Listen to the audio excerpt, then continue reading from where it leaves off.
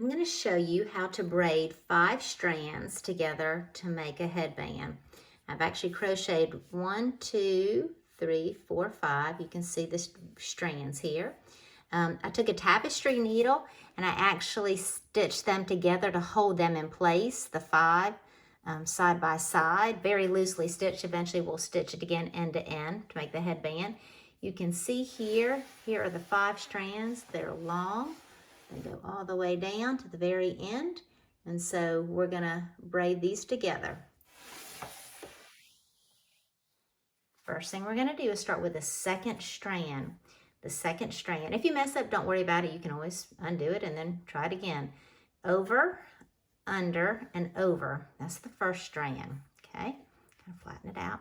Take the second strand. This time, the second strand is gonna go under, over, and under this one. Okay, so kind of have 3 on this side and 2 on that side. So you can start to see the pattern forming. All right. And now we're going to kind of work from the sides a little bit.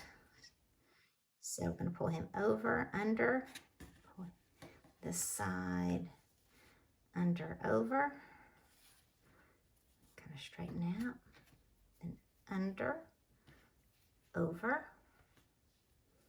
And then we're going to go under, over. You can really see the pattern forming now. Okay.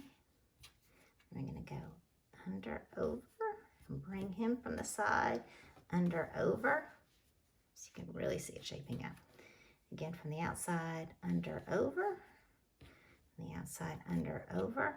And kind of straighten it out as you go. And because it's braided, it gives you lots of play as you go. Again, we're getting closer to the end. Start from the outside, under, over. Start from this side, under, over. And again, this one, under, over. And this one, under, over. You can see our pattern. Okay, and this one, we're almost to the end. And then we'll bring this one through. All right, so to the very end. So there we go. There we have our pattern. We have braided it. You can kind of stretch it out, tighten it up, whatever you want. And when we take this off, I can kind of finish braiding that, make it a little bit tighter, or even kind of push this up, kind of work it up a little bit. And then maybe do another braid at the end. But that gives you the full effect of what it looks like. Okay, and then I will take a tapestry needle before I take it off the clipboard, and I will attach these in the right order as well. So then I can connect this end with this end. I will stitch them together on the underside. And that's how you braid a 5-strand crocheted headband.